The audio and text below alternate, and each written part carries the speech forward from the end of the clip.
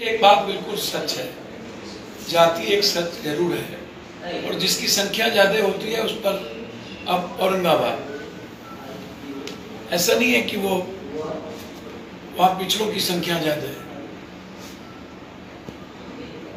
अब किसी सीट को ब्राह्मण की सीट कह देते हैं, यादवों की संख्या, ये बात सही है रोम पोप का, क्योंकि यहाँ यादव की संख्या सबसे अत्यधिक है, किसी जाति के मुकाबले सबसे अधिक है।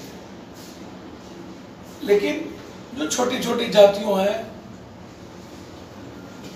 ऊंची जाति है, पिछड़ी जाति है, दलित हैं, हमारे इलाके में आप ऋषिदेव को, छोटे छोटे दलित जातियों को आप कम आपने हमेशा से पहले ये चीजें थी, क्योंकि लोग आज भी लोकतंत्र के बारे में मैं आपको बता दूं कि भारत में लोकतंत्र नहीं है। नहीं, ऐसा क्यों लगता है?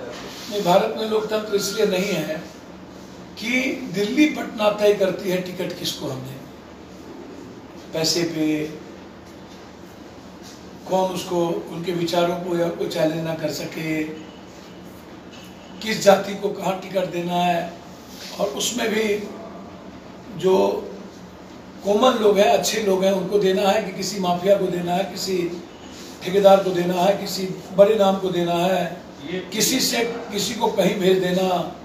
ये सर ये क्या नाराजगी है या यूं कहें कि शरद यादव को निशाना? नहीं, मैं आपको बहुत ही क्लियर बता दूं, पैसे का खेल आप भी जान रहे हैं कि पूरे देश में किस तरीके से आप ऊपर से टिकट देने की, नीचे से किसी जनता से तो कोई टिकट पूछती नहीं है। और आपको आश्चर्य होगा जनाब, उसके बाद क्या होता है, उसके बाद यहाँ आने के बाद पहले से मुट्ठी भर लोग वोट को डाइवर्ट करते थे। तो जिसकी संख्या ज्यादा जात की होती थी वो अपने प्रभावित करता था वहां के लोगों को अपने स्तर पर। भूपेंद्र बाबू या अन्य लोग जो यहाँ पर चुनाव लड़े, ललित बाबू जो जीते, तो उसको आप क्या मानेंगे? बहुत सारे लोग जीते यहाँ। तो लोकतंत्र में अंतिम पौधान पर जाकर के पैसे का नंगा खेल होना, फिर जात के आधार पर आप इस्तेमाल, सेंटिमेंट के आधार पर इस्तेमाल करते हैं, तो पैसे का इस्तेमाल, सेंटिमेंट का इस्तेमाल, और मुट्ठी भर लोग, ठेकेदार लोग आए और हम ही, तो आप इसमें लोकतंत्र कहाँ है? जब विवेक से वोट ही नहीं डलेगा, तो ये लोगों को खरीद के आप वोट डालिएगा, उसको इस्तेमाल कीजिएगा, तो डेमोक्रेसी हिंदुस्तान की। ये लोग, कोई आता है कहता है कि भैया मैं तो नीतीश और नरेंद्र मोदी का कैंडिडेट हूँ, कोई आके कहता है भैया मैं तो 5 जात का कैंडिडेट हूँ।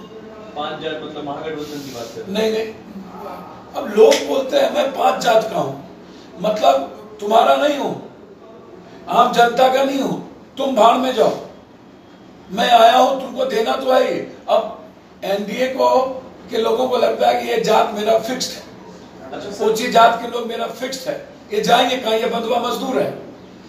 कुछ लोगों को लगता है मुसलमान, अब अभी पता चल जाएगा, बगल में आईएमए चुनाव लड़ रहे हैं, बगल में कन्हैया चुनाव लड़ रहा है, बगल में फातमी जी को इन्होंने बर्बाद किया, बगल में शकील साहब को इन्होंने बर्बाद किया, देवेंद्र यादव चुनाव लड़ रहे हैं।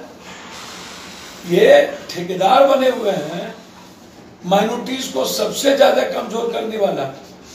ये अभी ये बीजेपी के हाथ बिकने वाले हैं ये लोग कि ये तटस्थ रहे, सुरक्षित रहे, ये नकाब ओढ़ करके जो काम इन्होंने किया, इनकी लड़ाई इस बार यहाँ कांग्रेस को बर्बाद करने की थी, एक महागठबंधन के घटक की, कि कांग्रेस को फिनिश करो और पप्पू और कन्हैया के लिए जहर खाओ। क्या भाई, ये पप्पू और कन्हैया क्या हो गया?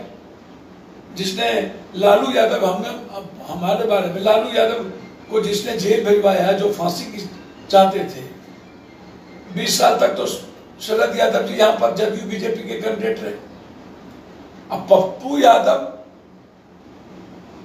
15 साल 20 साल तक हम यहाँ से बाहर थे, तो आप हरा लेते शरद यादव को, आप क्यों नहीं हराए?